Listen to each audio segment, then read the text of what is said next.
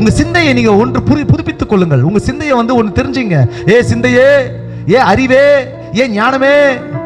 இன்னைக்கு நம்ம தமிழ்நாட்டில் படிப்பு ரொம்ப அப்படியே முத்தி போச்சு. படிப்பு படிப்பு படிப்பு படிப்பு படிப்பு படிப்பு படிப்பு. உன் படிப்பை வச்சு கத்தரை அறிஞ்சுக்கணும்னு ஒரு நாளும் ட்ரை பண்ணாது, அது ஃபெயிலியர். புரியுதா நான் சொல்றது? உன் படிப்புக்கும் தேவனுடைய அறிவுக்கும் சம்பந்தமே கிடையாது.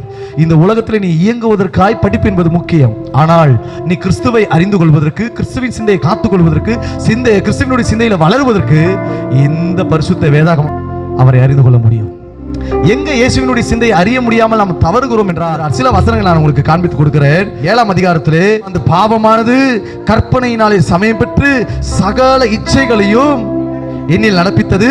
இந்த கற்பனைக்குள்ளாக சில நேரத்திலே இந்த சத்துருனுடைய கிரியையினாலே நம்மளுடைய கற்பனைகளை பிசாசு பிடித்துக் கொள்ள வகை தேடும்போதுதான் நாம் ஆவிக்குரிய சிந்தையில முன்னேற விடாமல் மாம்ச சிந்தையிலே இருந்து விடுகிறோம். ஏன் பிரதர், ஆவிக்குரிய வாழ்க்கையில வந்தவனுக்கு சில நேரத்தில் சீக்கிரமா வியாதி வருது, சீக்கிரமா செத்து போறான், சீக்கிரமா அவனுடைய வாழ்க்கையில பல பிரச்சனைகள் அவனுடைய வாழ்க்கையே மாறி விடுகிறது. ஏன் பின்மாற்றம் வருகிறது?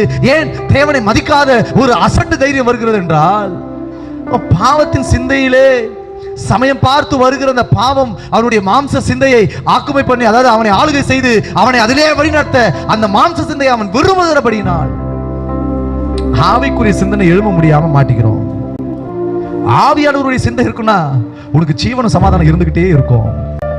நீ எப்பெல்லாம் தனியா இருக்கிறியோ, தனியா இருக்கும் பொழுதெல்லாம் சத்துரு சில நேரத்துல சமயம் பார்த்து உன்னுடைய சிந்தையில விதையாய் போட ஆரம்பிப்பான். நல்லா புரிந்து கொள் சபையே, வாலிப பிள்ளையே.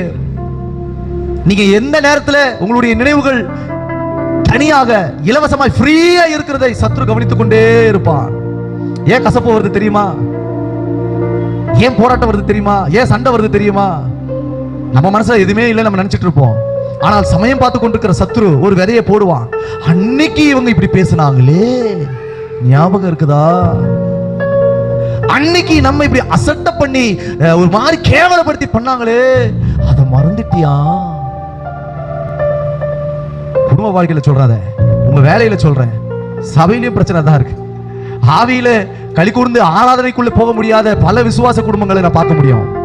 போதகர் நல்லா ஆராதனை நடத்திட்டு இருப்பாரு, நம்ம உள்ள வந்தா கையை தட்ட மாட்டோம், பாட்டு பாட மாட்டோம், அந்நிய பாஷை பேச மாட்டோம், இயேசுவோட ஒப்புரவாக்கப்பட மாட்டோம், ஆவியில் அப்படியே கனெக்ட் ஆக முடியாம ஏதோ ஒரு தடை இருக்கும். என்ன பிரச்சனைன்னு பார்த்தா, நீ ஆவிக்குரியவனாய் அறியப்படுகிற நீ ஏதோ ஒரு இடத்துல உன்னுடைய கற்பனையில உன்னுடைய நினைவு மண்டலங்களை பிசாசானவன் ஒரு விதையை போட்டு அதை உன்னிலிருந்து தோன்ற செய்து உன்னுடைய கிறிஸ்துவின் சிந்தை எல்லாம் மாற்ற சிந்தை கொண்டு போய் இங்க உட்கார்ந்தா வெறும் பாடி தான் உட்கார்ந்து